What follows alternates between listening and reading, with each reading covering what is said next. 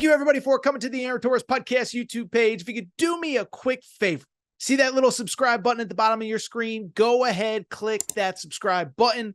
Really does help our channel grow, our audience grow, and I really do appreciate it more than you know. So click that subscribe button. Appreciate your support. Now, here's the video that you came here for. We were a little bit ahead of this on this show last week. The Vandy game, I gave a total pass for, okay? But then after the Vandy game, I said basically, listen, I don't think whatever. Vandy game, I said one loss, whatever. But South Carolina, you could see this team was struggling. You could see this team was taking a step back. And so to lose for Kalen Deboer for a second time in 3 games, but to me, this isn't a knock on Tennessee. Tennessee's great. More importantly, it's the way your players are acting. It's some of your decision-making. And people can criticize me, and people could say, Torres, you're overreacting. I think this program is regressing. I think this program is getting softer. And I think this program, everything that Nick Saban built this program on, is slowly slipping away and falling through the cracks, okay? And so let's talk about this game a little bit from the Alabama perspective. Let me start by saying this. Obviously, the play that everybody is going to talk about, we know what it was. It was the 4th and 22 play late in the game. Again, I think every Alabama fan would know the circumstances surrounding the 4th and 22. But Alabama trailing 21-17 is at their own 18-yard line, deep in their own territory, trailing by 4 with under 2 minutes to go. Now, it's worth noting Kalen Deboer had all 3 of his timeouts. And I think we all thought, okay, he's going to punt the football away. Going to try to use those timeouts, try to get the ball back, and try to win the game. And that's what I think most coaches would do. Instead, Kalen Deboer decides to go for it. Now, I understand the argument of, hey, we got to score a touchdown one way or the other. But to me, first of all, I mean, listen, I'm not a coach, okay? I'm not perfect. Just fundamentally don't agree with the decision. Because with the decision, I mean, you punt the football, you get the stop, you keep 3 points off the board. You're going to get the ball in a more advantageous spot, whereas the circumstances where they went for it on 4th and 18 or 4th and 22, was in a situation where you're basically giving Tennessee a chip shot field goal. Then you're going to get the ball back with worse field position, no timeouts, and you got to drive the length of the field just to tie the game. Then you got to beat him in overtime. So I didn't like the call. But I think there's something more important that's being missed in Kalen Deboer's decision to go for 4th and 22. Why was it a 4th and 22? Because Kendrick Law got the unsportsmanlike conduct penalty. Would have been a 4th and 7. Then it becomes a 4th and 22 with the 15-yard penalty. And so to me, that tells me 2 things. One, Deboer in his head was planning to go for it. 4th and 8 is a lot different than 4th and 22. I don't care who you have to, as a coach, be able to change your opinion, your circumstances, whatever, based on what's going on in the game. And so it was clear that he was nervous, or maybe, I don't want to say that he was nervous, but it was clear that he was planning to go for it on 4th and 7, wasn't accounting for a 15-yard penalty. But 2, let's talk about the 15-yard penalty. It wasn't a perfect call, Bama fans. I get it. It should have been a dual unsportsmanlike, whatever. But it doesn't change the fact that in the most crucial moment of the game, one of your key players, an older player, has been in the program, is supposed to be a leader, gets a penalty at the worst possible time. And I'm sorry, to me, this is continuing a trend. And I know what Bama fans are going to say. 2 years ago, under Nick Saban, this was one of the most penalized teams in college football. Nick Saban couldn't figure it out the year they had Bryce Young and Will Anderson. I don't care. Look at what's going on in this program right now. I want to welcome a new sponsor to the Aaron Torres pod, Blue Chew. Fellas, remember back in the day when you were always ready to go? Well, things change. You got a lot on your mind. Your football team isn't very good. Well, here's the good news. That's where Blue Chew comes in. Blue Chew is an online service that delivers the same active ingredients as Viagra, Cialis, and Levitra, but at a fraction of the cost and in chewable form. To get started, it's so easy. Just go to BlueChew.com, consult with one of their licensed medical providers, and once you're approved, you'll receive your prescription within days. The best part, it's all done online. No awkward trip to the doctors, no waiting at the pharmacy, no stink eyes, no raised eyebrows, nothing. Thing is, though, I know a lot of you are probably wondering, Torres, does it actually work? Do you think I need to try it? Well, here's the deal. Try it for a month for free, and I think there will be no turning back, all right? You'll love it. Your partner is going to love it. Your football team may stink, but you'll be rocking like the 85 Bears between the sheets. So go ahead, try it out, and here is the great news. We have a special offer for listeners of the Aaron Torres pod. You can try Blue Chew for free when you use the code Torres at checkout. All you got to do is pay $5 in shipping. Go to bluechew.com, use promo code Torres at checkout.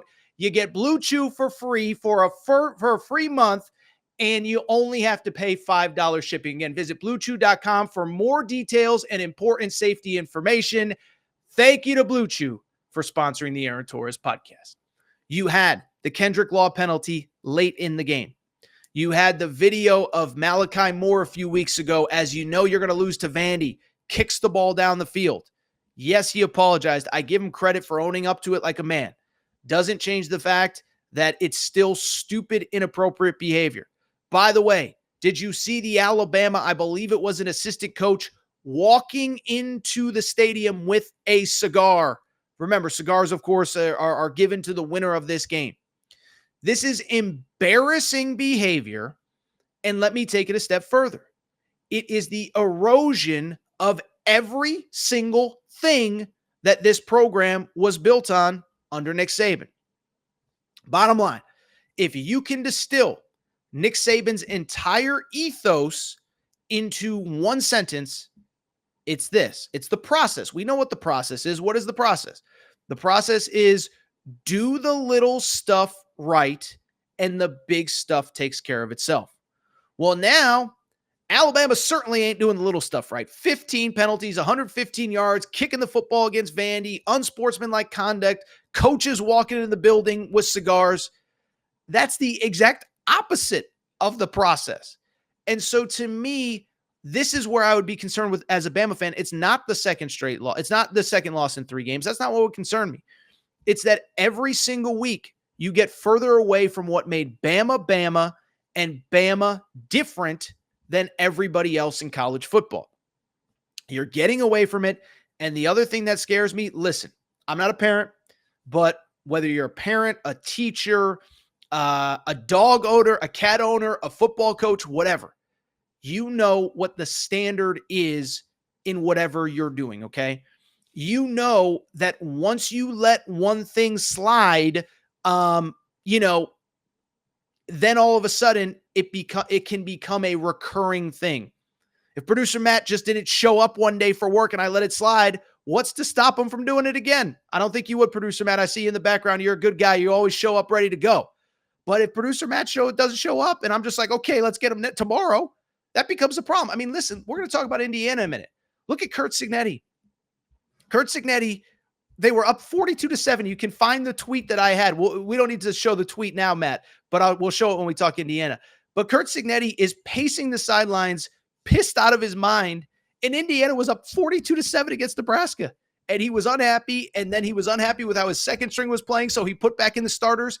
That's what a standard looks like, and that standard, again, is eroding under Kalen Deboer. Now, it's worth noting a couple other things. We can't solely blame Kalen Deboer because I will say, I just don't think the offense is good enough. Part of that is on the previous coach. I just don't think there's enough talent on that roster. I've said for 2 weeks now, what have I said about Alabama? I've said if you can take Ryan Williams out of the game, the star freshman wide receiver, they don't really have much. Their offense is basically 2 things. Can Jalen Milroe make plays with his legs? And if not, can he throw the ball up and can Ryan Williams go get it? Well, Jalen Milroe held to 11 yards rushing on 14 carries this week. Not surprising if you watch the South Carolina game. He got beat up in that game. Ryan Williams, 16 targets, by the way. Did you see, by the way, speaking of the standard, some of the other Alabama, I think it was Caleb Odom, the wide receiver, tweeting about how unhappy and unfair it is that Ryan Williams got all those targets. And so I just bring it up because the standard is eroding. But at the same time, it's also not just the standard. I don't think there's enough talent on the offense. I don't see anything special outside of Ryan Williams and Jalen Milroe when he runs. And I'll also say, you hate to be a jerk to any individual kid. I just don't think Jalen Milroe is good enough. I'll be honest, I don't think he's ever been good enough. Doesn't mean he's a bad kid. Doesn't mean he's a bad person. But like, I started seeing some first round overall pick type stuff. I'm sorry, I don't see it. And I actually think if Kalen Deboer deserves credit for anything, he's really coached around the fact that Jalen Milroe is not a great, thrower of the football. By the way, Alabama had to do that last year, but the defense was so good and the run game was so good it didn't matter. But in this game, Jalen Milroe, you see what it's like when he can't make plays with his legs. 25 of 45 passing, 239 yards, 1 touchdown, 2 interceptions. So I just bring it up. We can keep going. We don't have to keep belaboring the Alabama point. This thing is going in the wrong direction. It's going in the wrong direction in a hurry. And I just don't think, I think part of this is, I think part of this is that it falls on the head coach. It falls on a lot of people, but it also falls on the fact that this standard is just not being met right now.